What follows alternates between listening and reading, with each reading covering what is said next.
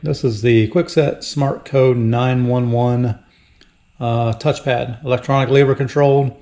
This is a keyless entry, one-touch locking system. It does have a key. If your Kwikset locks already, you can actually take your key and match the lock, so you don't have to have this rekeyed anywhere.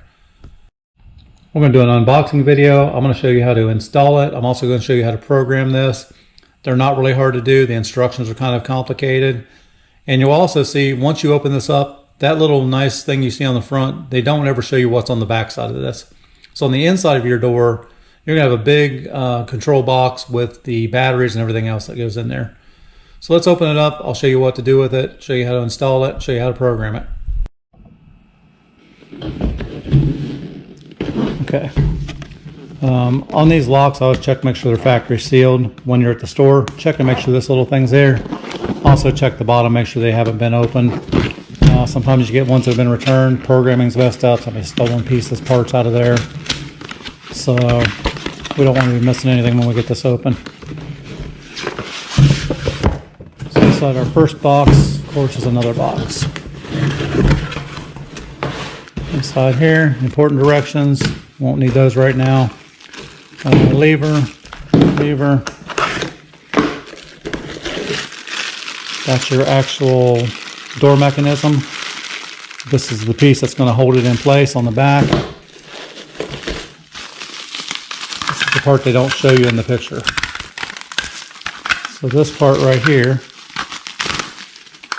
is what's on the other side of the door. So that's going to be on the inside of our doors, or the outside, depending on which way you want to turn this lock. And this is where your programming goes. This is your battery compartment. And then that'll be on the inside, or the opposite side. So the outside, you'll see the fancy little numbers. On the inside, you're going to see this big square box. So it's not going to just be a handle on the inside of the door. I'm going to do a table mock up here. So basically, the first thing I like to do is spread everything out. So I've got everything I need.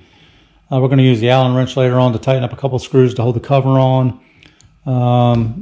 Impact or a screwdriver, whatever you feel more comfortable with. So I'm going to put this thing together on the table, show you what it looks like, so you can kind of see what you're doing if you've never done this before. That way you know what you're going to deal with when you get to the actual door itself. This goes into the doorknob. First thing you want to do is take your number pad. This is going to be the outside where you want a keyless entry. You're going to slide that through the door in the front, and that's basically going to create you a hole like this. Now by doing this, you're going to create a little groove right here. That's what your spindle is for. So your spindle is going to fit in the little groove facing whichever way that is. That way the door actually opens or closes. If you're doing an opposite side, when you flip it around,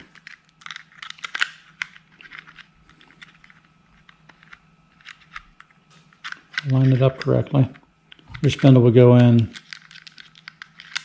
this side. Sorry about that. I'm trying to keep my hands out of the camera so you can see what's going on.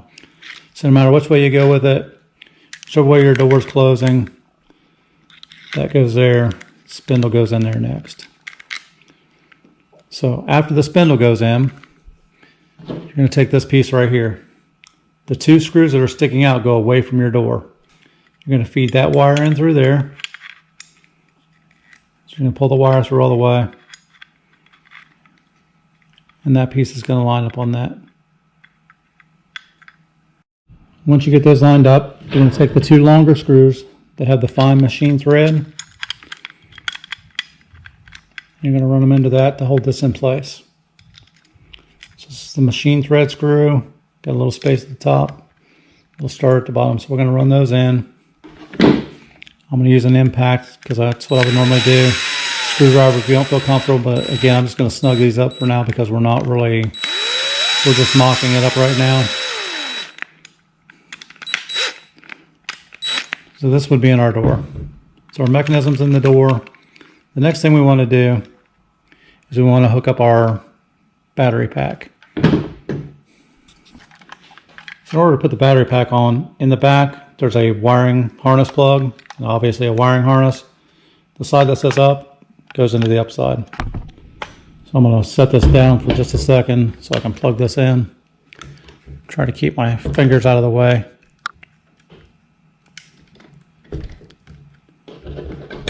So once my harness is plugged in, you're going to line up the square peg down at the bottom. And then you're going to slide this mechanism together. So as you can see through the top, the wiring harness is still plugged in. Then we're going to take, to me, which is the hardest part, at the bottom of this is a little channel. So if you drop these screws in here, you can get them back out, but it's not easy. So these are the little stubby screws. Basically, I put them on the end of my drill, my screwdriver, push them through, and then tighten them up. Now that's what's going to keep the face of the battery on.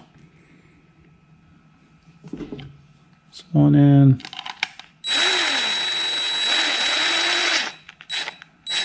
And two in.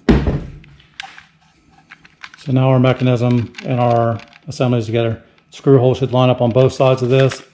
If that screw hole is not lined up, then you've got something wrong. Don't tighten it up. Don't go any further. Take it back apart and start over again. I cleaned everything up, rearranged everything here.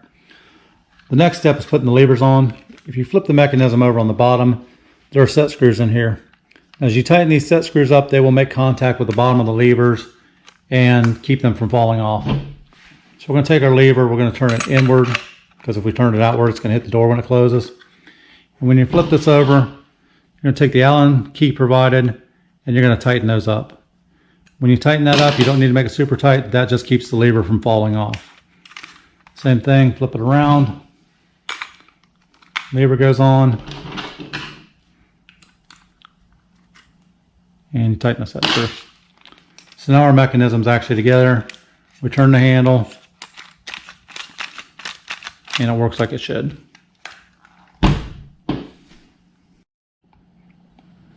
After that, we're going to put the batteries in.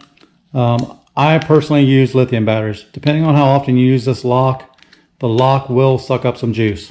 So the more you use it, the more battery it's going to take. Also, if you bought the one with the Z-Wave compatibility, if you're tying it into your smart home, that takes up even more power because it's constantly looking for a signal from your security panel.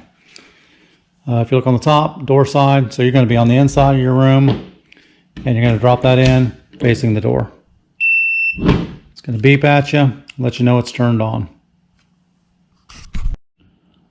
Now to add a code, it's pretty simple. You press the program button, it beeps at you, you'll go to your number side, and press lock. So right now we're unlocked. Push the lock. It's locked. And now it's unlocked. Lock. The mechanism's not moving. Unlock. Now our mechanism is moving. If you want to add another code, you'll press the program twice. And then you'll do the second code, followed by lock. I'm going to lock it. And it's unlocked. So that's all there is to programming it. Last step I'm going to skip, but basically we're going to put the cover back on it. Once we put the cover on, we're going to go inside, put the two little set screws in it, and your lock will be in place, ready to use. Now as far as your dip switches go, auto lock will lock the door after like 30 seconds. So if you flip number 2 on, 30 seconds later this is going to lock by itself. Number 3 is sound. So if you want it to make noises, if you want it to beep when you're pushing the numbers, you leave that on. Number 1 is the LED status. If it's flashing red like it is now, then I know my lock is locked. I'm going to unlock it, and now I'll switch to a green flashing light. So once you do that, if you've turned the sound off, you turn the LED off, you're going to get a little more life out of your battery, depending on what your purpose is.